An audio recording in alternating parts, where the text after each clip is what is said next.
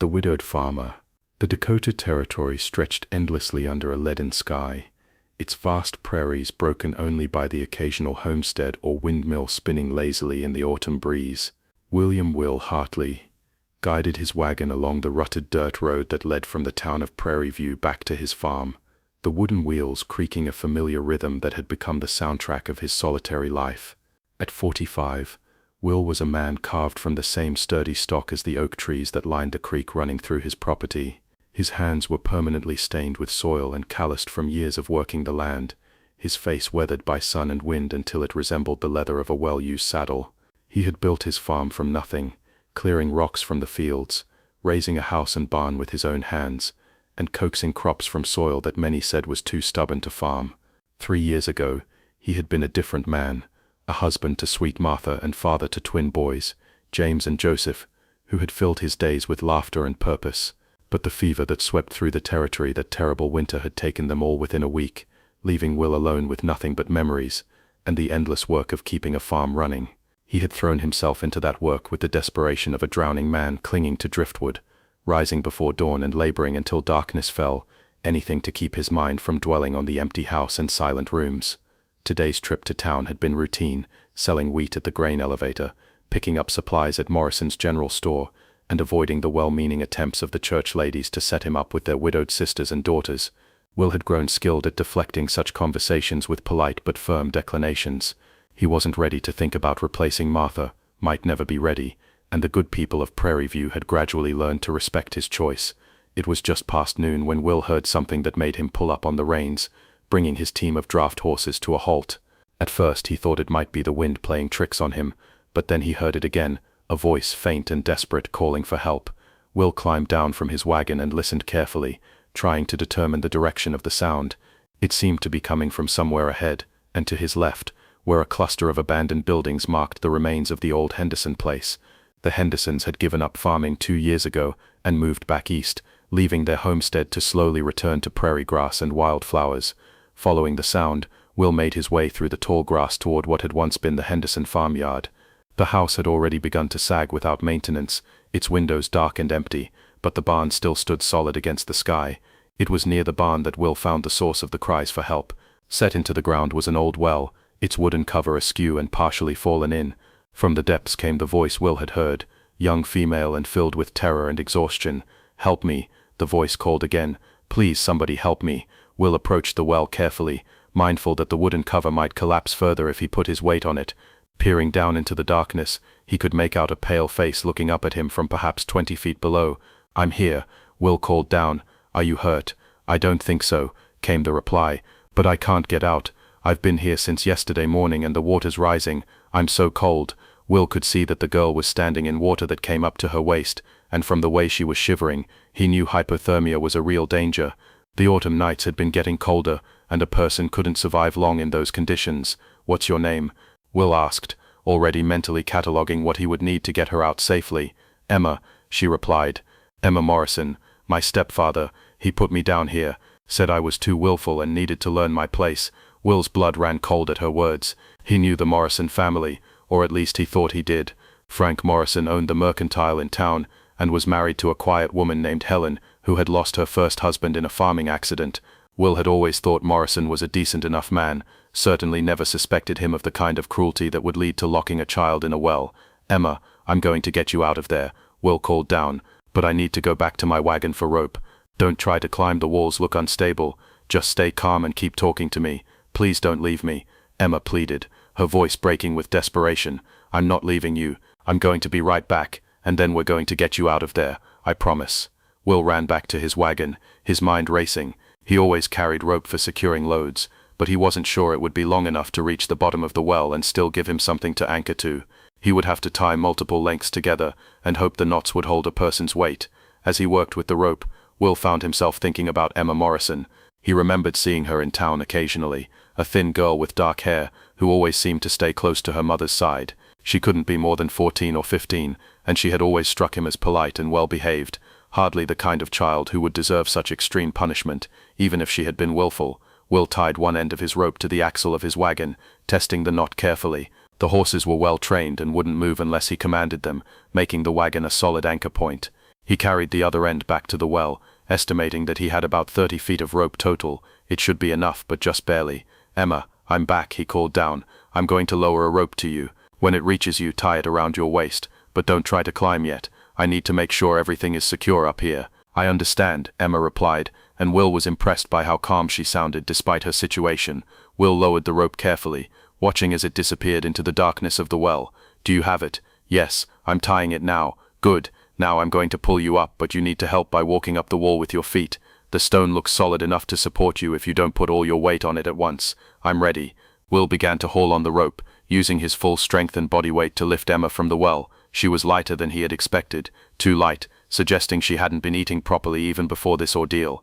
As she emerged from the depths, Will could see that she was soaked to the skin and blue with cold, her lips nearly purple from hypothermia.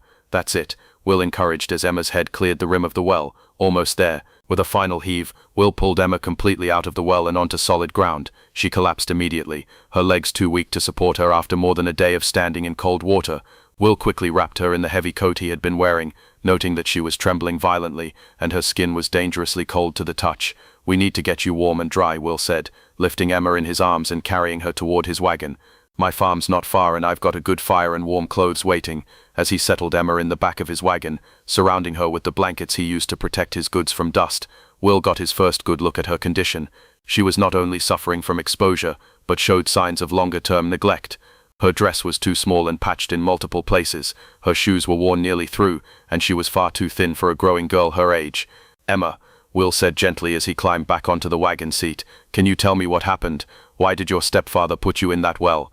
Emma was quiet for a long moment, and when she spoke her voice was barely above a whisper. "He said I was getting too big for my britches, that I needed to learn what happened to girls who thought they could talk back to their betters." "What did you do that made him so angry?" "I told him he couldn't hit my mother anymore. Mama's been sick lately, real sick, and he's been drinking more than usual. Yesterday morning he hit her so hard she fell down and couldn't get back up for a while.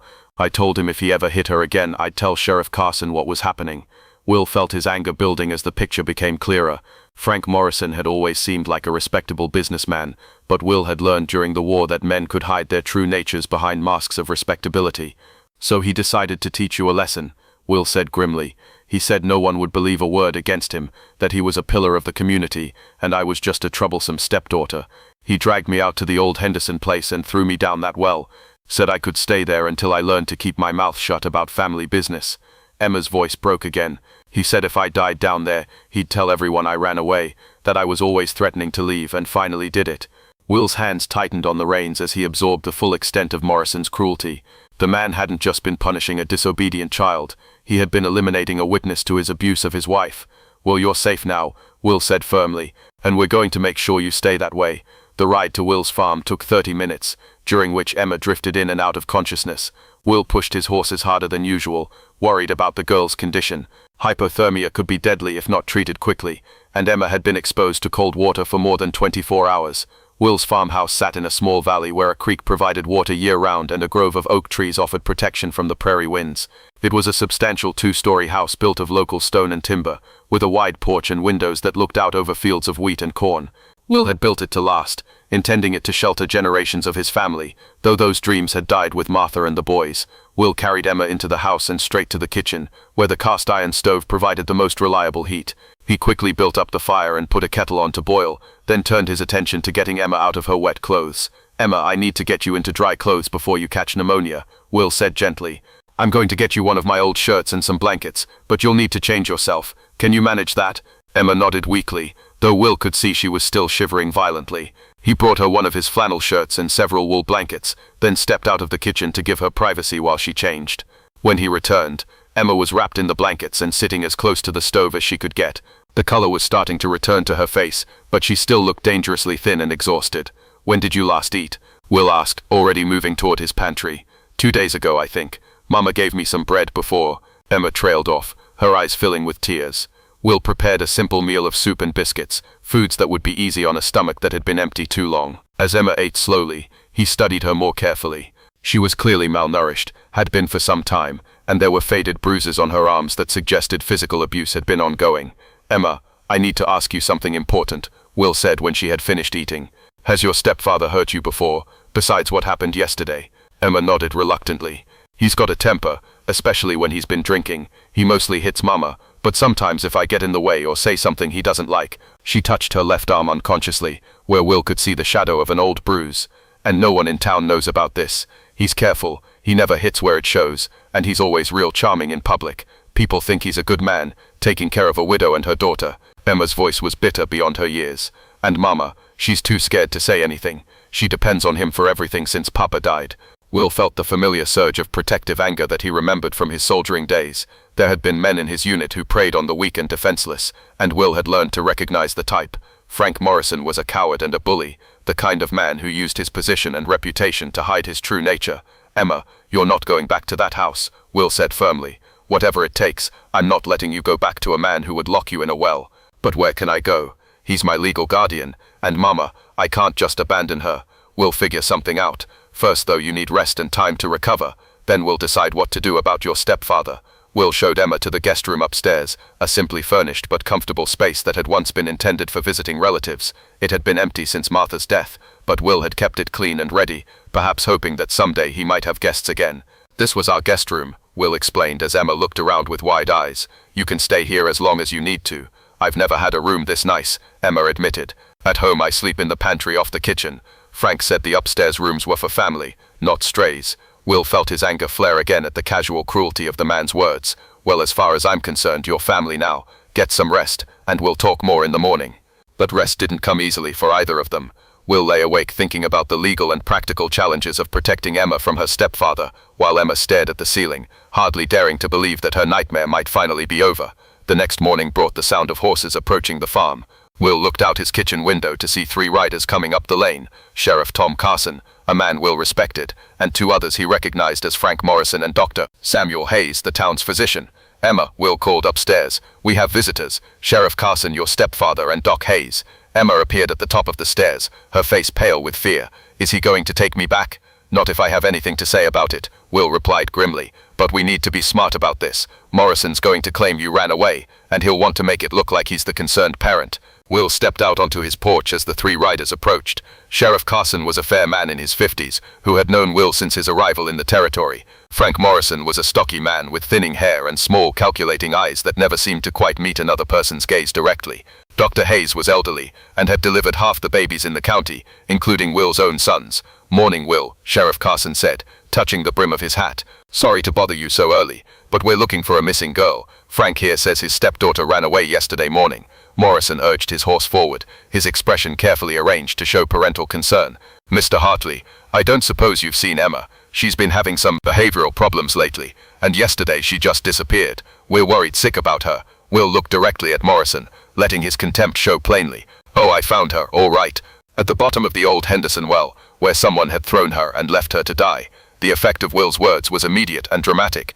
Dr. Hayes straightened in his saddle with shock. Sheriff Carson's hand moved instinctively toward his gun, and Morrison's carefully constructed mask of concern slipped for just a moment, revealing something cold and calculating underneath. That's impossible, Morrison stammered, quickly trying to recover. Emma ran away. She's always been a difficult child, prone to wild stories and dramatic gestures. If she was in that well, she must have fallen in by accident. Funny thing about accidents, Will said calmly. They don't usually involve someone being tied up and thrown down a well that's 20 feet deep.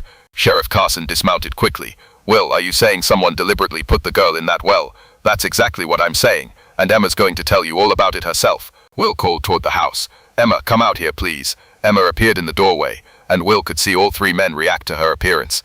Even after one night of proper food and warmth, she was clearly malnourished and bore the unmistakable signs of abuse and exposure. Tell the sheriff what happened to you, Will said gently. Emma's voice was steady despite her obvious fear of Morrison. Frank threw me down the well yesterday morning. He said I needed to learn to keep my mouth shut about family business. She's lying. Morrison burst out, his composure finally cracking completely. She's a disturbed child who makes up stories for attention. She probably fell in that well while she was running away, and now she's trying to blame me. Dr. Hayes had been studying Emma carefully during this exchange. Sheriff, if I might examine the girl. If she's been in that well as long as she claims, there should be physical evidence. Of course, Doc, Carson replied. Emma, would you let Dr. Hayes take a look at you? Emma nodded, and Dr. Hayes dismounted to conduct his examination. He checked her hands for rope burns, examined her clothing for signs of water damage, and looked at her overall condition with the practiced eye of someone who had been treating frontier injuries for decades. Sheriff, Dr. Hayes said finally, his voice grave. This girl has definitely been submerged in cold water for an extended period. Her hands show clear signs of rope burns. Her clothing is damaged in ways consistent with being thrown rather than falling, and she's suffering from exposure and malnutrition that goes back weeks, possibly months. Morrison's face was turning red with a mixture of anger and panic. You can't believe the word of a hysterical child over a respected member of the community. I've done nothing but try to provide for this girl since I married her mother. Provide for her. Will's voice was dangerously quiet. Is that what you call locking a 14-year-old girl in a pantry, starving her, and throwing her down a well when she tried to protect her mother from your fists? Sheriff Carson looked between Morrison and Emma, his expression growing harder by the moment. Frank, I think you'd better come with me. We need to have a long talk about what's been happening in your household. This is outrageous. Morrison sputtered. I demand you arrest this man for kidnapping. He's obviously coached the girl on what to say. The only person I'm arresting today is you, Carson replied firmly. Frank Morrison, you're under arrest for child abuse and attempted murder. You have the right to remain silent. As Sheriff Carson placed Morrison in handcuffs, the man's mask finally fell away completely, revealing the cruel, calculating nature that had been hidden beneath his public persona. You think this is over? Morrison snarled at Will. I've got lawyers, influence, money. No one's going to take the word of a crazy girl and a washed-up farmer over mine. We'll see about that, Will replied calmly. As the sheriff led Morrison away, Dr. Hayes approached Will with a concerned expression. That girl needs ongoing medical care. She's been severely malnourished, and I'm worried about the long-term effects of the abuse she's suffered. She's staying here, Will said firmly, for as long as she needs to recover and figure out what comes next. Dr. Hayes nodded approvingly. That's probably the best thing for her. She's going to need stability and kindness to heal from what she's been through. Over the following days, the full extent of the Morrison family's situation became clear. Sheriff Carson's investigation revealed that Frank Morrison had been systematically abusing both his wife and stepdaughter for nearly 2 years, using his position in the community to cover his crimes. Emma's mother Helen was found in their home suffering from malnutrition and untreated injuries, too terrified and weakened to seek help on her own. She's in the hospital now, Dr. Hayes told Will when he came to check on Emma's recovery. Physically, she'll recover, but the psychological damage, that's going to take longer. Emma had been following this news closely, torn between relief that her stepfather would face justice and guilt over her mother's condition. I should have done something sooner, she told Will one evening as they sat on his porch watching the sunset. I should have found a way to protect her. Emma, you were a child trying to survive in an impossible situation, Will replied gently. You did the best you could with what you had. The fault lies with the adults who should have protected both of you. As autumn deepened into winter, Emma began to heal both physically and emotionally under Will's care. She proved to be intelligent and eager to learn, helping with farm chores and household tasks while also studying from the books Will had saved from his teaching days. You know, Emma said one snowy evening as they sat by the fireplace, I never thought I'd feel safe anywhere again. But here, this feels like home. Will looked at this remarkable girl who had somehow survived horrors that would have broken many adults, and he felt something he hadn't experienced since losing his family, hope for the future. This is your home, Will said firmly, for as long as you want it to be. The legal proceedings moved swiftly once the full extent of Morrison's crimes became known. Faced with overwhelming evidence and testimony from multiple witnesses who came forward once they realized they wouldn't be facing retribution, Morrison pled guilty to charges of child abuse, domestic violence and attempted murder. He was sentenced to 15 years in the territorial prison. During the trial, several people in Prairie View expressed shame that they had failed to see what was happening in the Morrison household. We should have known, Reverend Matthews told Will after the sentencing. There were signs, but Frank was so good at presenting himself as a respectable citizen. The important thing is that it's over now, Will replied.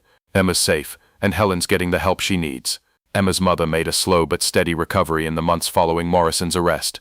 When she was finally well enough to make decisions about her future, she made a choice that surprised many in the community. I want Emma to stay with you, Helen told Will when she came to visit the farm. You've given her something I never could, security, love and the chance to heal. I won't disrupt that by trying to reclaim her now.